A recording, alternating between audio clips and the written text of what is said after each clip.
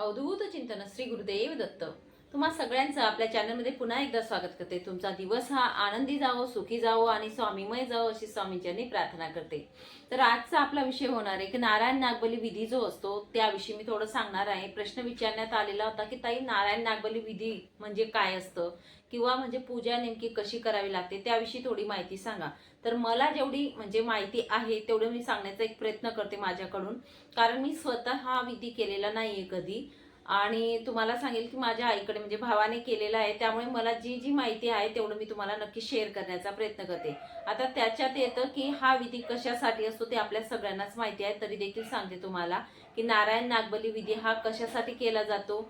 नंतर हा विधीचा काही तिथी असतो का त्याविषयी सांगेल, आणि सहकुटुंब सहपरिवाराने करतात की पूर्ण फॅमिली मिळून करतात, भाऊबंदकी मिळून करतात, बरेच प्रश्न असतात। हा विधी किती दिवस चालत असतो ते देखील सांगणार आहे। तर आपल्या विषयाला सुरुवात करते। नारायण नागबली विधी हा आपल्या केंद्राकडून जर म्हटलं तर नाशिकलाच करण्याचं सांगितलं जातं। आता बऱ्याच मी तरी सांगते तुम्हाला जर करायचं असेल, कारण बाहेर खूप पैसे लागत असतात आणि पैसे जाऊन देखील आपल्याला फळ मिळणं खूप महत्त्वाचं असतं। म्हणून तुम्हाला म्हणजे आग्रह करून मी सांगेल की शक्य झालं तर गुरु माऊली सांगतात त्या प्रकारेच की नाशिकला तुम्ही करू शकतात। नाशिकला आपण हा विधी केला तर त्याचं फळ आपल्याला मिळत असतं, कारण माझ्या भावाने देखील तिथेच हा विधी केलेला होता आणि तिथे केल्यानंतर त्यांना जे फळ मिळायचं ते मिळालंच, म्हणजे मार्ग खूप मोकळे झाले, जे अडथळे येत होते। आता जो नारायण नागबली बोलला जातो तो विधी आपण कशासाठी करत असतो किंवा ती पूजा जी असते ती कशासाठी केली जाते, तर आपले पितृ जे असतात पितृंच्या सद्गतीसाठी, पितृंचा कृपाशीर्वाद मिळण्यासाठी, किंवा आपले जे पित्र आता पूर्वीच्या काळी कोण कसं मरण पावलेलं आहे, कुणी आत्महत्या करतं, कुणी ऍक्सिडेंट होतं किंवा अचानकपणे मृत्यू येणं, अशा गोष्टी घडत असतात आणि मनातल्या इच्छा मनात राहत असतात। त्या पित्रांना सद्गती मिळत नाही, त्यांच्या आत्म्याला म्हणजे शांती मिळत नाही, तर या विधीने त्यांना शांती मिळत असते। तिथे तो पूर्णपणे विधी केला जातो। हा विधी जो असतो हा 3 दिवसाचा असतो, 3 दिवस विधी चालतो नारायण नागबलीचा। तर तुम्हाला सांगेल पितरांच्या सद्गतीसाठी हा विधी केला जातो। त्यानंतर हा 3 दिवसाचा म्हणजे पहिल्या दिवशी नारायण बली केली जाते, दुसऱ्या दिवशी नागबली जी असतं विधी तो केला जातो आणि तिसऱ्या दिवशी गणपतीची पूजा केली जाते। ठीक आहे, तर या प्रकारे 3 दिवस हा विधी चालत असतो। आणि तुम्हाला एक सांगेल की ह्या 3 दिवसांमध्ये विधी करण्यासाठी आपलं सहकुटुंब सहपरिवार गेलं तर अतिउत्तम।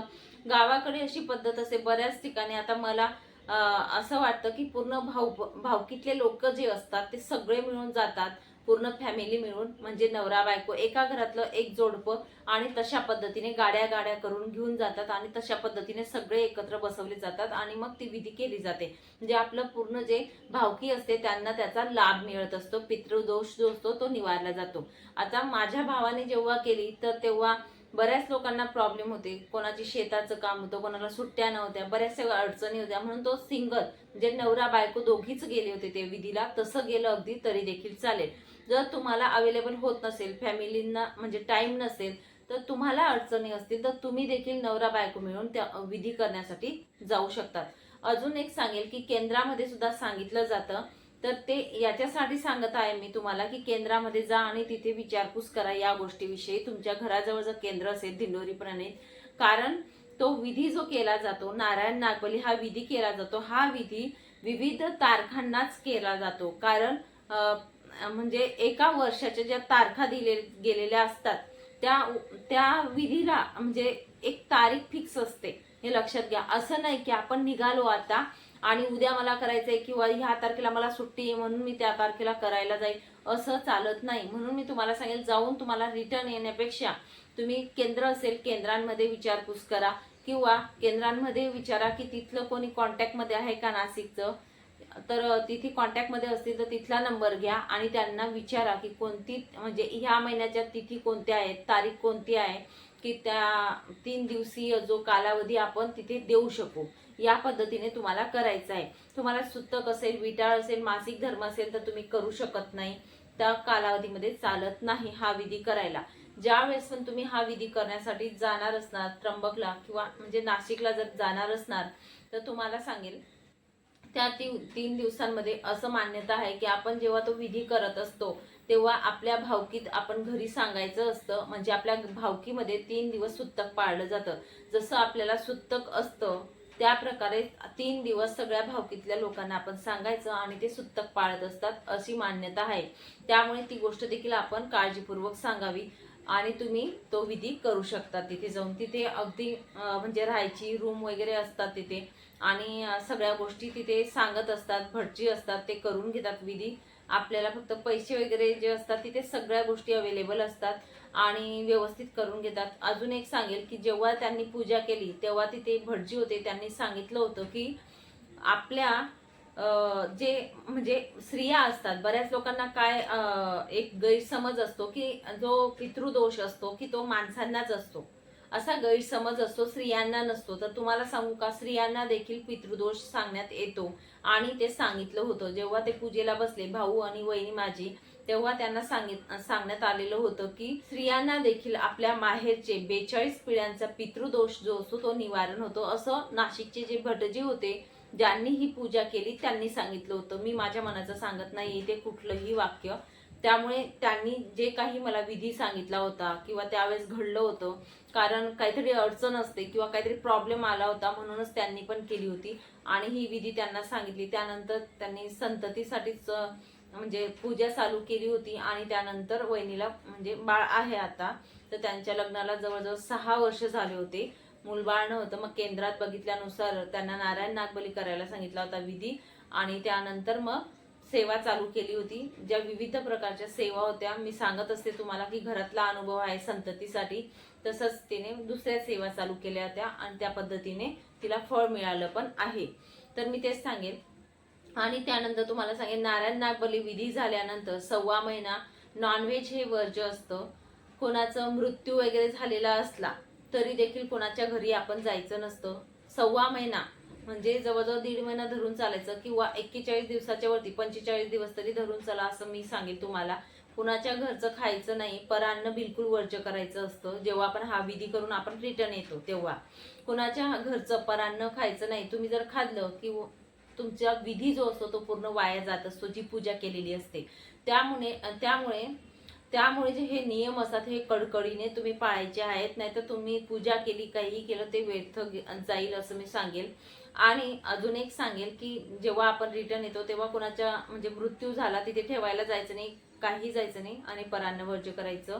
या गोष्टी आपल्याला करायच्या आहेत. घरी आल्यानंतर मांसाहार आपल्याला वर्ज्य करायचा आहे. 1.25 महिना मांसाहार, कारण माझ्या आईकडे किंवा आम्ही मांसाहार करत नाही त्यामुळे माझ्या लक्षात नाही राहिली ही गोष्ट सांगायला. तर जे कोणी मांसाहार करत असतील त्यांनी जेवढा दिवस पाळायला सांगितलेला आहे आपला 1.25 महिना, तेवढे दिवस मांसाहार देखील वर्ज्य करायचा आहे. अजून पुढचं तुम्हाला सांगेल की आता ज्यांना पितृदोष आहेत त्यांनीच हा विधी करावा का, किंवा ज्यांना अडचण असते त्यांनीच करावा का. तुम्हाला सांगू का, हा विधी सांगण्यात येतं की पितृदोष जरी नसला तुम्हाला तर तुम्ही जर हा विधी केला तर तुम्हाला अगणित असं पुण्य मिळत असतं, पितरांचा कृपाशीर्वाद मिळत असतो. तरी देखील करायला चालतं. तुमची इच्छा असेल तर नक्कीच पितरांची सेवा म्हणून तुम्ही करू शकतात आणि जर पितृदोष सांगण्यात आलेलाच आहे तर विधी करा. त्यानंतर त्यांनी सांगितलेलं आहे की 3 वर्षात किंवा 5 वर्षात एक वेळा तरी पितृदोष निवारण्यासाठी हा नारायण नागबली विधी करायचाच असतो. ज्यांना कोणाला नारायण नागबली विधी करायला सांगितलेला आहे पितृदोषासाठी त्यांनाच आवर्जून सांगेल की नक्कीच तुम्ही करून या. आणि सहसा मी स्वयला म्हणजे मी एवढी मोठी नाहीये पण तुम्हाला सांगेल, जो अनुभव आमच्या घरात आलेला आहे तर त्यांनी नाशिकलाच केलेला आहे. त्यामुळे सांगेल की बेस्ट जे आहे ते नाशिकचं असेल, त्र्यंबकचं, तिथे त्यांनी विधी केलेला होता आणि तो फलित देखील झालेला आहे. त्यामुळे तुम्हाला सांगेल तुमचा तिथे कॉन्टॅक्ट करा आणि व्यवस्थित प्रकारे तुम्ही ही सेवा करू शकतात. जेवढी माहिती मला आहे तेवढी मी तुमच्यापर्यंत पोहोचवण्याचा एक प्रयत्न केला आणि तिथे सगळ्या काही ज्या वस्तू असतात त्या अवेलेबल असतात. तुम्ही घरून काही नाही नेलं तरी चालेल, फक्त कपडे वगैरे आपले घेऊन जायचे, टॉवेल वगैरे असतात ह्या गोष्टी न्यायच्या. जे कपडे वगैरे असतात पूजेसाठी बसण्यासाठी ते कपडे ते आपल्याला देत असतात परिधान करायला. आपले जे कपडे असतात ते बाजूला ठेवायचे आणि महादेवाची आणि तिथे महादेवाची पूजा होत असते त्यामुळे पांढरे वस्त्र वगैरे परिधान करावे लागतात पहिल्या दिवशी. आणि अशा गोष्टी ते पूजेला जे जे जे लागणार आहे ते देत असतात. महिलांना साड्या ब्लाऊज देखील तिथून मिळत असतात. घरून आपण जे घेऊन जातो ते आपल्याला परिधान करू देत नाही, म्हणून आपण आपले जसे तसं जायचं, पैसे असतात, पैसे दिले की ते करत असतात आणि आपल्याला वस्तू देखील अवेलेबल होत असतात। या पद्धतीने तुम्ही करू शकतात हा विधी, आणि ज्यांना सांगितलेले त्यांनी नक्कीच करा, लाभ मिळवा। फक्त एवढं सांगेल, केल्यानंतर नियम जे असतात ते पालन करायचा एक म्हणजे प्रयत्न करा। जर तुम्ही नियम पाळणार नाहीत तर तुमची सेवा ही व्यर्थ जात असते, म्हणून तुम्हाला सांगेल नक्कीच मग। आणि एवढीच माहिती मला होती, त्याविषयी मला सांगायचं होतं की प्रश्न विचारण्यात आलेला होता की ताई नारायण नागबली विधी म्हणजे काय किंवा कसा केला जातो, तर या प्रकारे करतात। आणि जेवढं मला माहिती आहे तेवढं मी शेअर केलं तुमच्याबरोबर। चला मग, सांगितलेली सेवा जी आहे ती इथेच थांबवते, नंतर अजून भेटेल पुढच्या व्हिडिओमध्ये नवीन माहितीसोबत, नवीन विषयासोबत। श्री स्वामी समर्थ।